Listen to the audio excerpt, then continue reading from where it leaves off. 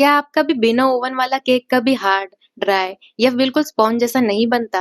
और क्या आपको लगता है कि गेहूं के आटे से बना चॉकलेट केक कभी सॉफ्ट और बेकरी जैसा नहीं बन सकता? आज की रेसिपी आपकी ये प्रॉब्लम हमेशा के लिए सॉल्व कर देगी।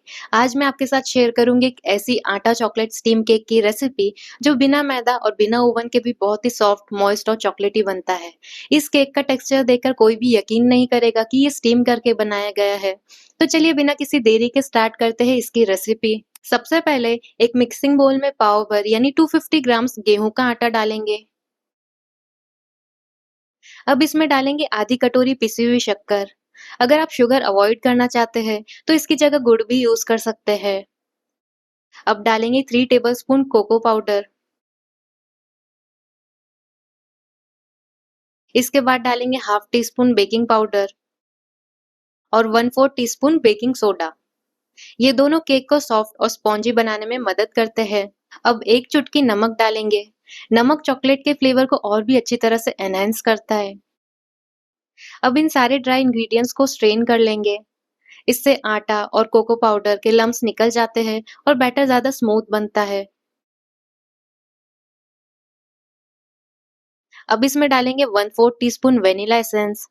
मैंने यहाँ वेनिला एसेंस थोड़ा ज्यादा यूज किया है क्योंकि ये आटे की जो स्ट्रॉन्ग स्मेल और फ्लेवर होता है उसे बैलेंस कर देता है। इससे केक का टेस्ट और अरोमा दोनों बहुत अच्छा आता है। अब डालेंगे एक कटोरी दही, जो लगभग 5 से 6 चम्मच के बराबर है। दही केक को सॉफ्ट और मॉइस्ट बनाए रखने में हेल्प करता है। अब थोड़ा थोड़ा करके दूध डालना शुरू करेंगे और साथ ही मिक्स करते जाएंगे। एक साथ सारा दूध मत डालिए क्योंकि हर आटा अलग अमाउंट का लिक्विड एब्सॉर्ब करता है। और एक बात का ध्यान रखिए, बैटर को बहुत ज्यादा फोर्स के साथ नहीं मिक्स करना है। हल्के हाथ से मिक्स करिए ताकि केक सॉफ्ट बने। अब इसमें डालेंगे 4 चम्मच तेल।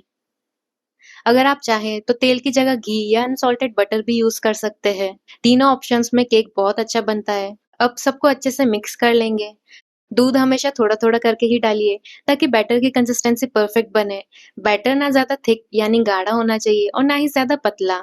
अब बैटर तैयार हो गया है। देखिए बैटर की कंसिस्टेंसी बिल्कुल ऐसी होनी चाहिए। जब आप स्पून उठाएंगे तो बैटर रिबन की तरह घिरना चाहिए। अब केक बनाने के लिए एक स्टील या एल्यूमीनियम का टिन ले लीजिए। अगर आपके पास केक टिन है तो वो भी यूज कर सकते हैं। टिन में थोड़ा सा तेल डालेंगे और हर तरफ अच्छे से स्प्रेड कर लेंगे ताकि टिन अच्छे से ग्रीस हो जाए। आप घी से भी टिन को ग्रीस कर सकते हैं। अब इसमें बटर पेपर लगाएंगे और बटर पेपर को भी हल्का सा ग्रीस कर लेंगे। इससे केक बाद में आसानी से बाहर निकल आएगा। अब केक का बैटर टिन में ट्रांसफर कर लेंगे। अगर आप चाहें तो केक के बैटर के अंदर चोको चिप्स भी डाल सकते हैं। बैटर डालने के बाद टिन को हल्का हल्का टैप करिए ताकि अंदर के एयर बबल्स निकल जाए और केक इवनली स्टीम हो। अब मैं केक के ऊपर बारीक कटे हुए बादाम लगा रही हूँ। आप चाहे तो बादाम की जगह चोको चिप्स, काजू, वॉलनट या अपनी पसंद के कोई और भी ड्राई फ्रूट्स लगा सकते हैं। अब केक को स्टीम करने की तैयारी करते हैं। एक बड़ा बर्तन लेंगे और उसमें थोड़ा पानी डालेंगे।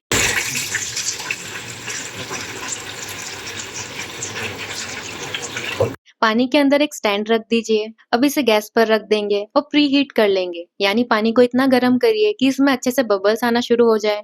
जब पानी गर्म हो जाए तब केक टिन को स्टैंड के ऊपर रख दीजिए। अब मैंने केक टिन के ऊपर एक प्लेट ढक दी है।